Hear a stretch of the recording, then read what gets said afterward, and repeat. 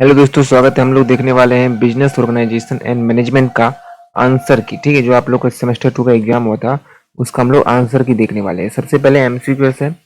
ए, इनमें से कौन सा व्यवसाय मुख्य उद्देश्य है?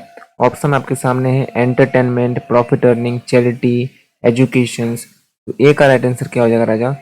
2 हो जाएगा, प्रॉफिट अर्निंग, है ना। तो 2 नंबर तो दोस्तों आपका पक्का हो गया। 2 नंबर तो आपका पक्का यहाँ पर हो गया है। आसान था।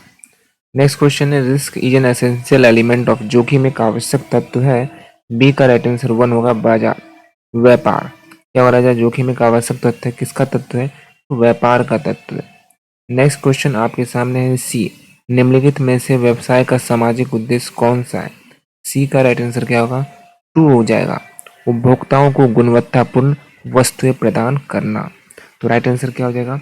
सी का 2 हो जाएगा।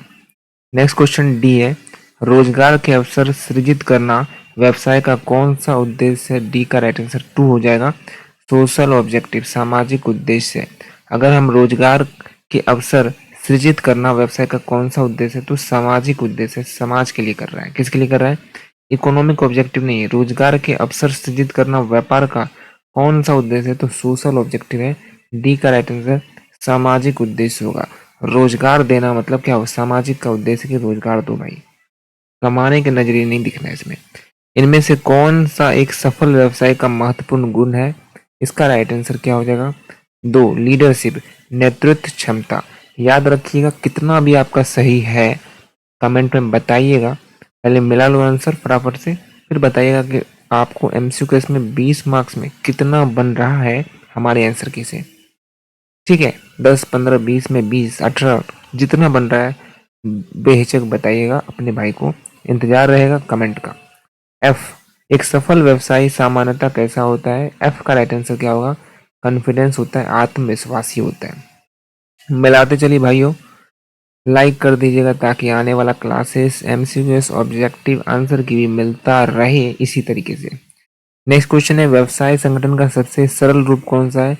सबसे आसान रूप, सबसे आसान अगर बोलेंगे ना, सबसे आसान, तो भाई वो अपना सोल प्रोप्राइटरशिप है।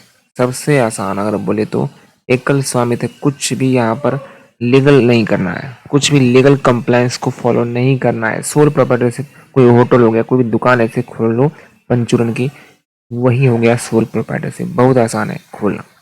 नेक्स्ट क्वेश्चन है, साझेदारी व्यवसाय में न्यूनतम सदस्यों की संख्या कितनी होती है? एच का राइट आंसर होगा कम से कम भैया, पार्टनरशिप में 2 तो होता ही है। एच का राइट आंसर क्या होगा? 2।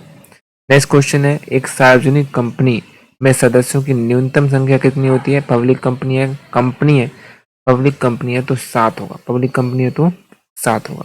नेक्स्ट क्वेश्चन की तरफ आगे बढ़ते हैं, संयंत्र स्थान का उचित चयन किसे प्रभावित करता है? राइट आंसर होगा 2, उत्पादन और वितरण लागत को कम करने के लिए। ठीक है, शॉर्ट आंसर क्वेश्चन में 4 क्वेश्चन बनाना था कोई भी। पार्टनरशिप किसको कहते हैं? कैरेक्टरिस्टिक बताओ। बिल्कुल आसान है। बिजनेस ऑर्गेनाइजेशन का ऑब्जेक्टिव क्या है? सक्सेसफुल एंटरप्रेन्योर का कैरेक्टरिस्टिक बताना है। नया व्यवसाय स्थापित करने की स्थापना का वर्णन करना है। ये क्वेश्चन था, आप बनाए होंगे। ठीक है, प्रबंध सिद्धांत का आशय स्पष्ट कराना था। बिजनेस का कॉम्बिनेशन बताना है। व्यवसाय संयोजन की विशेषताओं को बताना है। केवल 4 क्वेश्चन बनाना है, बिल्कुल आसान। हमने जो भी क्वेश्चन बताया था उसमें से लड़ा है।